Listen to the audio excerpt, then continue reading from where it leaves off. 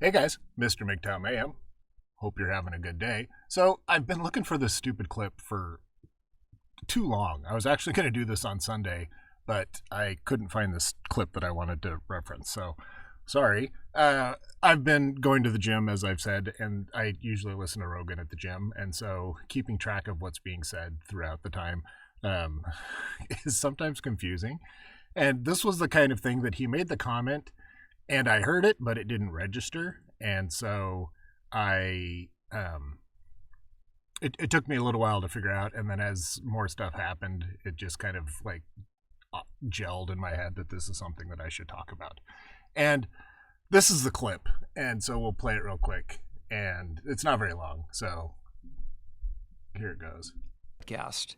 And he goes, and then, this is my favorite, he goes, and then somebody called me, but I didn't know how to shut it off, and now I can't find it again. I'm like, Jesus Christ. I wish my parents didn't know about my podcast. It'd be awesome. Do you get people, Joe, I can't believe you said that. Yeah, my wife listens now. That's a problem. Oh, it's my So, that's the blurb.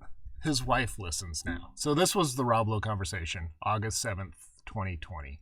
And I thought that was a weird comment. And the reason why I thought that was a weird comment was because in December 2009, Rogan launched a free podcast with his friend and fellow comedian Brian Redband. So this has been going on for 11 years, and his wife just now started listening to it. The guy made reportedly $100 million a couple months ago by being exclusive to Spotify, and his wife just now started listening. And this goes along the lines that women cheat when their man has nothing, or women's loyalty is tested when their man has nothing, and men's loyalty is tested when they have everything.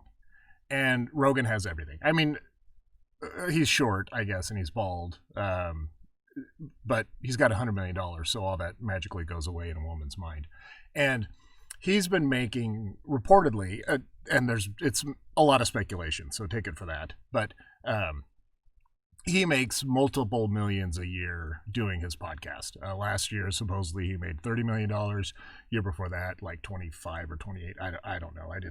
The numbers are not super accurate, but with the amount of views that he gets, so on this video, there's 4.1 million views. I've watched a few YouTube videos where people talk about how much they make on videos that go viral. And with Rogan, I've got an ad blocker. As you can see, I use Brave. And so I don't watch the ads. And depending on the format of the ads that you get various, dollar figures. But the average that I always use just for quick and dirty math is that you make $1 per 1,000 views. So Rogan here is making, on the very, very low end, $4,100 for this video. And he does 3 videos a week. So if that average holds true, that's roughly $12,000 a week. So that's 24, that's 48,000. Let's round it up to 50. So that's $600,000 a year just in ad revenue from YouTube if he doesn't get demonetized. I am sure that is a very low number. I'm sure he makes significantly more than that. But even with that being said, he probably makes at least $1 million a year just from ad revenue. And then he's got his sponsors, and then he's got, all the other stuff that he does. So fairly well off. And his wife just now started listening to the podcast. And I found that extremely interesting because, as we know, women don't give a crap about men's hobbies. They prefer that we spend all of our time and attention with them. But when that happens and men spend the majority of the time with their woman, they usually just want to end up having sex all the time. At least in my case, that's how I was. And that annoys women. And so they really don't want that. But they do want that because, as we know, women are nuts. But she started watching this. And I originally thought that this was on the Nikki Glaser podcast because I had listened to that so many times when I did the video. So I thought maybe it was in there. So I watched that again. And then I thought, okay, and I didn't find it in there, obviously. And then I listened to the Annie Lieberman and what's her name, the other comedian. I listened to that podcast. And it's interesting because the women comics that he has on here, quote unquote, tend to act like men. That's not a quote unquote, sorry. But they don't act flirty in their minds. But from my perspective, they do act a little flirty, but I think Rogan is kind of just oblivious to that because I think that he's probably happy with his wife. He is on a TRT regiment, which of course amps up the sex drive, but I just don't think, I think he's smart enough to realize that having sex with comics is bad for him anyway, and especially in Los Angeles, that's probably bad for him anyway. And he just doesn't grab me as the cheating type. But I think his wife is worried that he is, especially with the $100 million. She's now keeping tabs on him because she wants to hear what is going on. And I highly doubt she's going to listen to the majority of these podcasts because some of them kind of go off the deep end. But I'm assuming anytime he talks to a woman, she will be listening because she is looking for any clue because she doesn't trust him. And the reason why she doesn't trust him is because she doesn't trust herself. Because if the roles were reversed, she would be looking for somebody else. She would be looking for a more tall, hairy man because that's how women are. And like I said, it's really interesting to me that Rogan made the comment that she just now started listening to the podcast after 11 years. I mean, and it's just another one of those examples, like I've said, of how women are so self-involved that when it comes to their man or a man and what he likes to do, it really means little or nothing to them. And I'm sure when this started and it was in his house, she would bitch and complain about him taking up space and X, Y, and Z about how she hated it. And that's why he got the studio. That's why he did it outside the house. And then as he became more and more relevant and important, I'm sure she really started to worry. And his fame has blown up probably in the last 2 years more so. I think he's got like 6.8, I guess I could check, 6.8 or 9.4, 6 million subscribers on YouTube, which is a good chunk. And then with all the other stuff that he has, I mean, he's doing pretty well, and she needs to keep her hooks in him as long as she can. So she needs to start feigning interest in this stuff because I'm sure, and even as he has said, I think he said this on the Tim Dillon podcast that I'm currently listening to. It's 5 hours, so it's going to take me a while.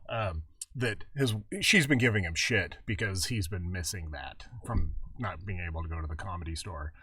So she's kind of giving him a hard time, which he likes. And so I'm sure she's doing whatever she can to stay interested. They've moved to Texas. Texas women are beautiful and very different from California women. And to be a little blue pill, I think that if there is going to be an exception, you know, to the Narwhal, that not all women are like that. I think that there's a good chance that he might find a woman in Texas that isn't like that. But as I say that, I realize that that's probably not even remotely true. But, you know, I wanted to be a little bit optimistic. But she's got to be worried, and that's why she's keeping tabs on him. And like I said, I think Rogan's the type that's kind of oblivious to it because I think that, as he said repeatedly, he likes talking to these people. He likes learning stuff. A lot of his views I don't like. It's not that I don't like. I don't agree with. And I'm hoping that as he gets out of LA and gets to Texas, he'll start to get a more realistic view of the world. But, you know, that's just my perspective, and I don't want him to necessarily think like I do. But I think it's going to make him more appealing being out of LA. But like I said, I mean, the point of this is that, you know, as I said in the thumbnail, he let something slip about his wife, and it tells me a lot about their relationship and about her, and that she's showing her true colors. And this is one thing, if you look at the content on YouTube and what the majority of the guys are saying in the community, in the manosphere community, women they're not even trying to hide their true selves anymore. I mean, the Rona has put them in a situation where they're so transparent about what they need, what they want, what they have to have, that they're not even trying. I mean, between OnlyFans and the dating apps and everything that they're doing, it's just getting kind of ridiculous that women are doing this. It's just so pathetically sad.